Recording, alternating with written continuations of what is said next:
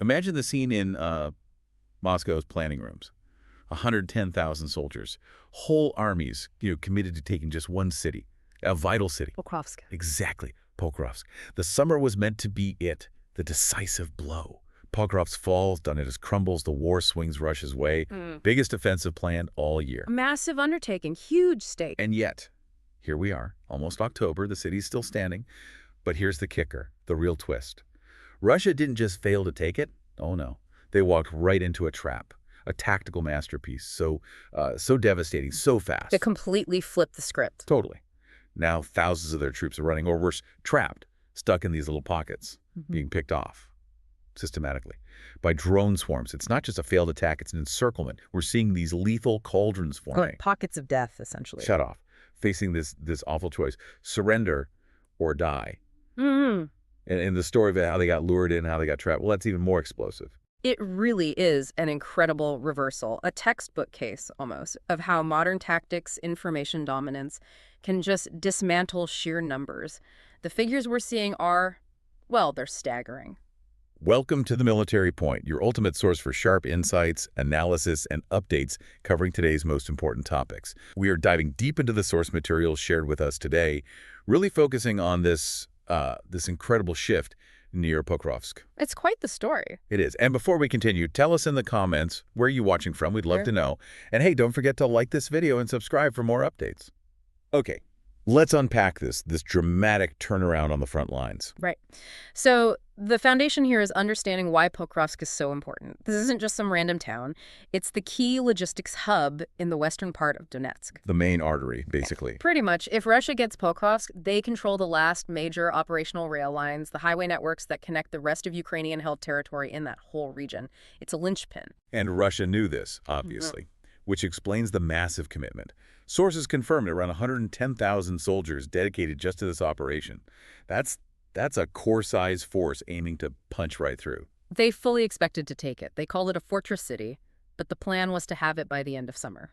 And like we said, here we are, end of September almost. Pokrovsk still stands. That alone is a huge failure for such a massive push. Yeah. But the really critical point, the sources make this clear, is why it failed. It wasn't just a static slugfest. It was this dynamic, almost immediate counter strategy. Exactly. It wasn't just holding the line, it was turning the tables. But the journey to get there, it started in chaos, didn't it? We need to rewind a bit to mid-August before things shifted. Yeah, the reports from the Ukrainian side were pretty grim back then. We have accounts from Chief of Staff Lemko of the Azov Corps. He was sent in to sort things out. He described the situation he found as just total chaos. Total chaos. That's not good coming from a senior officer. No. And he elaborated. It meant nobody really knew where friendly forces were, let alone the enemy. Critically, there were no reliable defense lines prepared behind the front. The Russians were pushing hard, and the Ukrainian defense was stretched thin, almost to breaking point. A breakthrough felt imminent. Okay, so here's the microhook that. What flipped it? What turned that absolute mess into, well, organized lethality?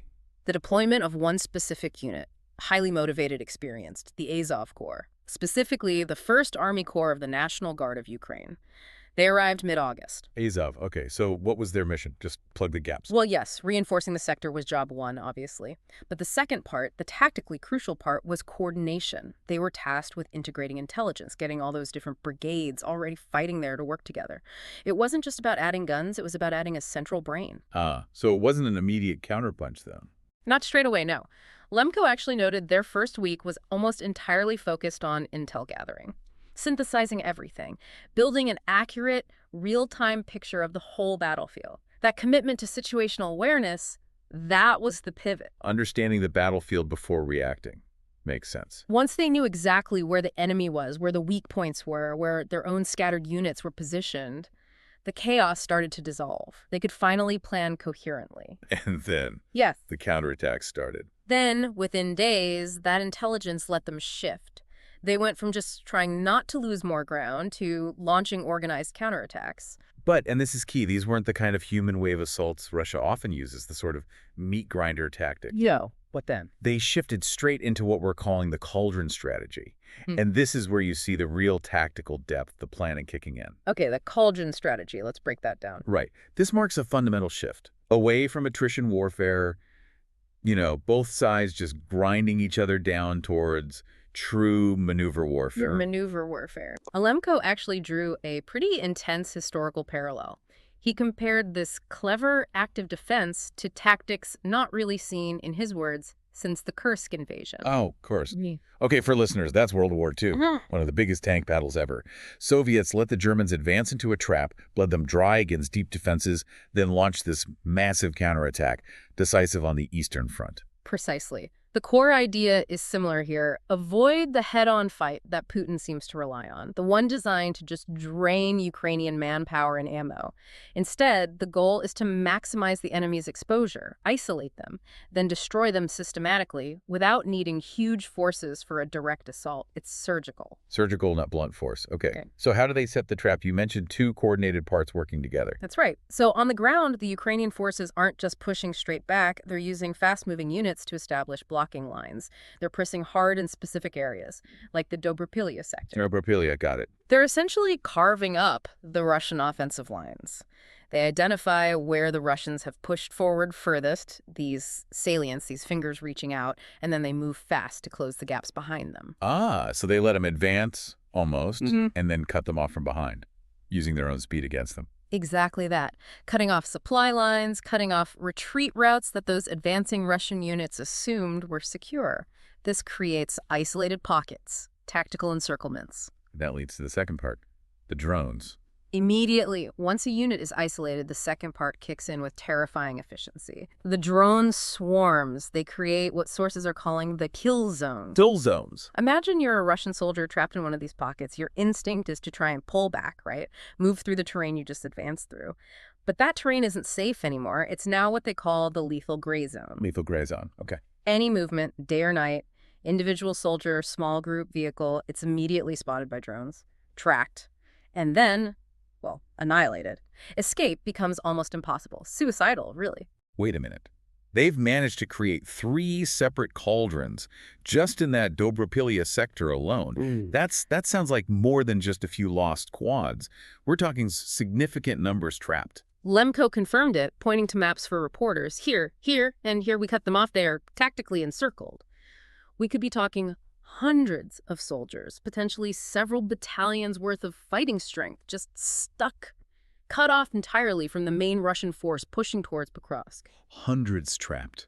That raises a huge question, psychologically and logistically.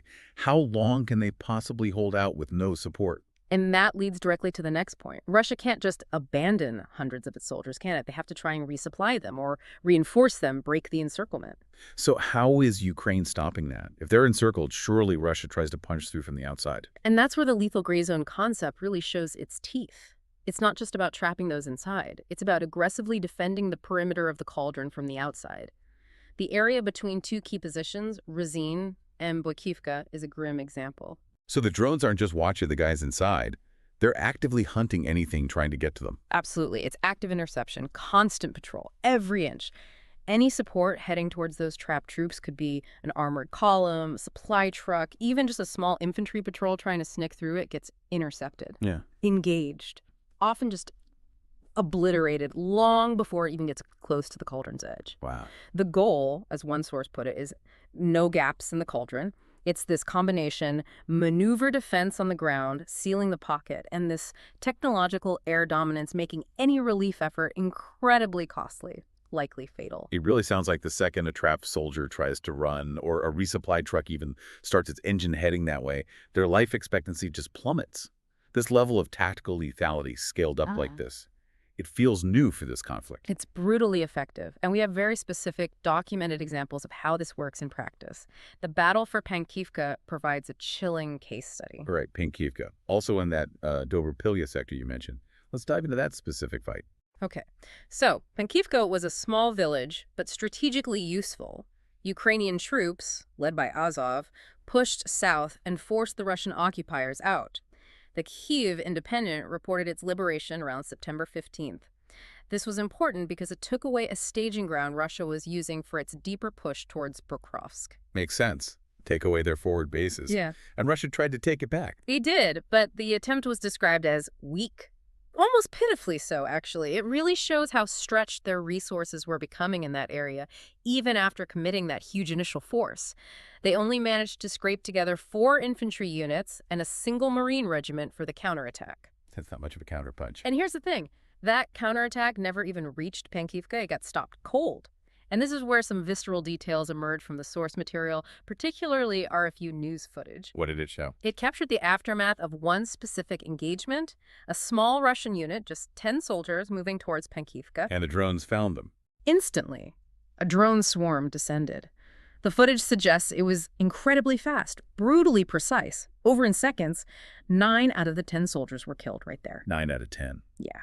Only one managed to react quickly enough, or maybe was just incredibly lucky to surrender. Think about that. A 90% kill rate on a small unit before they even had time to process they needed to give up. That's the lethal gray zone in action. There's no time to react. That's terrifying speed. And it brings us to that weird Russian tactic we heard about, using motorcycles. Ah, yes. Trying to adapt. There were reports citing analysis from the Institute for the Study of War, the ISW, a major think tank people follow closely. Right. They noted Russia was starting to use motorcycles, often riding ahead of tanks or APCs. Why motorcycles? The theory was they're smaller, faster targets, harder for drones to spot and hit compared to a big, slow tank. They thought they'd be more capable of avoiding drones. Did it work? The irony is pretty stark, especially for the poor soldiers on those bikes. The motorcycle assault group heading for Pankivka. Completely exposed. Yes, they're small, but they're also just bodies on bikes moving fast. Perfect targets for these nimble, cheap FPV drones Ukraine uses so effectively. So they got spotted easily. Easily. And destroyed long before they got anywhere near the village. It completely debunked that idea that speed alone beats the drones in the lethal gray zone. It highlights a critical point. The reaction speed of these drone systems, guided by real-time intel, effectively nullifies the maneuverability advantage of something like a motorcycle. The information is just faster than the machine. Data beats speed. And it's not just troops they're hitting. They're cutting off the lifeline too, right? Supplies. Absolutely incinerating it. There's another anecdote just as devastating. Russia sent a supply van towards Pankivka, a desperate attempt to get ammo, food, maybe medical stuff to their beleaguered units still fighting nearby or trapped. And Ukraine intercepted it. Intercepted it en route. The source details are specific. It was struck directly, erupting into a fireball along with the munitions, weapons, and supplies it was carrying. Imagine being a trapped soldier. Yeah. Maybe you heard the van was coming, and then you just see that fireball on the horizon. Exactly. The psychological impact is immense. Definitively, nothing is coming. No food, no water, no ammo, no medical help. It's over. Colonel Valentin Manko confirmed that psychological toll. He said some of the trapped soldiers in these Dobropilia cauldrons have been cut off from any support for 3 weeks. 3 weeks. And that leads back to Lemko's grim but realistic assessment for those troops. The only options left are die, surrender, or withdraw.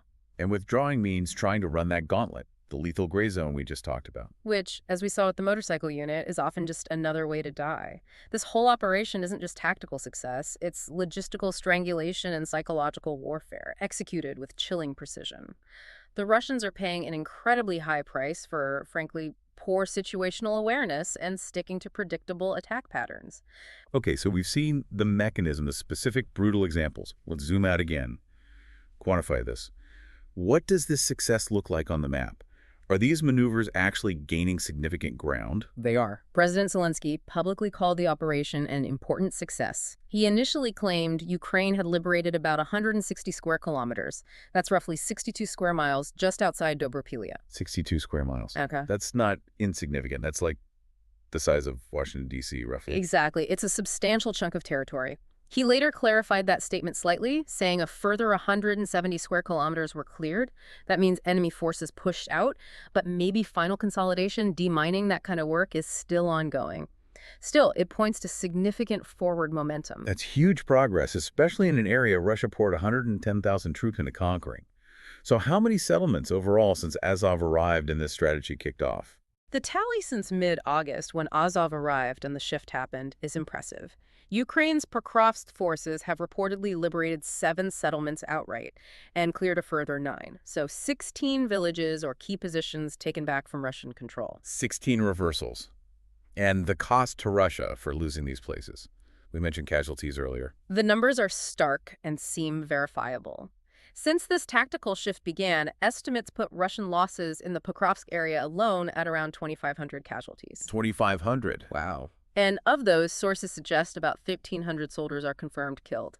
That's a heavy toll for one sector in just over a month. And Azov themselves, the guys orchestrating this, they claim even higher numbers, don't they? They do. The Azov Corps claims over 3,000 Russian soldiers killed specifically within these pockets, these cauldrons. And they apparently backed this up with video evidence shown to reporters on the ground. 3,000 killed in the traps alone. Plus the equipment losses. They claim 28 tanks destroyed and nearly 1,000 other pieces of equipment, APCs, artillery, trucks, you name it. Losing that much gear in one localized area, that's strategically painful. It degrades their ability to keep pushing elsewhere. It really hammers home the effectiveness of this strategy. Which brings us back to the why. Why were the Russians so vulnerable to being cut off and ambushed like this? It seems to boil down to more than just bad luck or a single command failure. It points to a systemic failure in intelligence gathering and, crucially, intelligence fusion and dissemination on the Russian side. Meaning? Well, reports suggest Russian units often feared admitting setbacks or failures. This creates huge time lags in reporting accurate positions up the chain of command. They were operating on outdated information. They simply didn't have good situational awareness. They didn't know precisely where Ukrainian units were, especially when these faster flanking maneuvers began. That explains that crazy anecdote you mentioned earlier, the Russian artillery unit driving right up to a Ukrainian position. Exactly. Thinking they were reinforcing their own lines only to be instantly ambushed and destroyed. That kind of catastrophic error screams communication breakdown. They're fighting blind, essentially, based on maps that don't reflect the real-time reality. Which contrasts sharply with the Ukrainian side. Dramatically. And this is where we absolutely have to talk about Ukraine's technological trump card. The operational key that unlocks this whole maneuver strategy? The Delta app. The Delta app, we hear a lot about it. Maxim Tucker, a correspondent for The Times who visited the Azov HQ, he didn't just mention it, he called it an astonishing device. It really is. So for listeners, maybe break it down. Delta is their real-time situational awareness system, right? But how does it actually work? What does it do that's so different? Okay, think of it like this. The battlefield generates tons of raw data, drone video feeds, signals intelligence intercepts, reports from troops on the ground, electronic warfare data painting pictures of enemy radar and comms, even satellite imagery. Normally, compiling all that takes time, analysis, people drawing on maps. Right, slows things down. Delta automates and fuses it. It takes all those disparate streams of information and plots them onto a single, live, digital map in real time. It shows known Russian positions, known Ukrainian positions, right down to the last reported location of a specific enemy tank or a sniper team or an artillery battery. So it's not just a static map, it's a living, breathing, operational picture. Updated constantly. Constantly. The speed is the game changer. Sources indicated reporters visiting the command post saw troop movements, saw villages being captured displayed on Delta before independent analysts like Deep State or even ISW had time to verify and report it publicly. Wait, they're seeing it happen before the expert watchers even confirm it. That's the edge. It's an exclusive, immediate information advantage. Ukrainian commanders are making decisions based on what's happening now, based on data seconds or minutes old. The Russians, relying on older methods, might be working with information that's hours, maybe even days old, passed up and down the chain via radio or runners. It's like one side has GPS navigation with live traffic, and the other has a paper map from last week. That's a pretty good analogy. It allows the Ukrainians to make, as Lemko put it, quick, quality decisions. And that speed and quality of decision-making, enabled by technology, completely offsets Russia's advantage in sheer numbers. Information truly weaponized against mass. This victory, or series of victories near Pokrovsk, really demonstrates that. But okay, what happens next? Russia failed its big summer push, lost thousands of men, hard-won gains are being rolled back. They're not just going to pack up and go home, surely. No, absolutely not. Desperation seems to be setting in, and they're trying to project strength. Ukrinform reported Russia is claiming they're sending in supposed elite units for a potential fall offensive. Which units? Names like the 40th and 155th Marine Brigades, various airborne assault brigades units with reputations, historically at least. The stated goal is to regain momentum, hit back hard, reverse these losses. Right. We've heard Russia announce these big ultimate offensives before, haven't we? And often they fizzle out or achieve very little. History certainly urges caution with those claims. And there's a deeply disturbing undercurrent to this supposed new push, revealed in other reports, that really casts doubt on the quality of this elite reinforcement. What's that? This is, well, it's pretty shocking.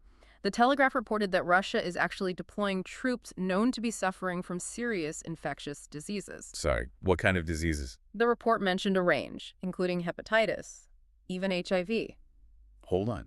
They are sending soldiers who are seriously ill, who need complex, ongoing medical care, into active combat. Apparently so. They're being placed in segregated units, marked out by specific armbands to identify their condition. Reports suggest these units have already been involved in attempts to storm areas southwest of Pokrovsk. That's beyond callous. What does that tell us about Putin's strategy, his view of his own soldiers? It paints a picture of utter desperation, treating these ill soldiers as nothing more than cannon fodder. Their chances of survival, even without combat, are drastically reduced due to the severe lack of proper medication and care available anywhere near the front lines. They are virtually guaranteed to die one way or another. It suggests that even with that initial 110,000 committed, the quality of the available manpower pool must be critically low if they're resorting to this. How many were already unfit? It feels like they're just throwing any bodies at the problem, hoping sheer numbers overwhelm Ukraine's tactical skill. It's definitely not the action of a confident military leadership. It suggests a command structure prioritizing political face-saving over military reality, let alone human life. And while Russia is scraping the bottom of the barrel for troops and dealing with these internal pressures, Ukraine seems to be escalating pressure elsewhere. Absolutely. The fight isn't just in the trenches near Pokrovsk. Ukraine continues to ramp up its long-range drone campaign, striking deep inside Russia. Hitting those oil refineries we keep hearing about. Exactly, creating a real logistics nightmare for Russia's economy and war machine. Reports talk about an escalating domestic fuel crisis. Putin apparently had a particularly week from hell recently as these strikes took out critical infrastructure hundreds of miles from the front lines. So external pressure from drones, tactical successes like Pokrovsk. That must be boosting morale and confidence on the Ukrainian side. It certainly seems to be emboldening the leadership. President Zelensky's rhetoric has become noticeably sharper. He's been hinting quite strongly about potentially receiving new, longer-range weapons from the U.S. Longer-range weapons. And he's using that possibility to send direct warnings to the Kremlin, telling them, quote, they need to know where the bomb shelters are. That's a significant psychological escalation directly linked to their perceived growing tactical and technological edge. But perhaps the most destabilizing factor isn't external pressure, but what's happening inside Russia.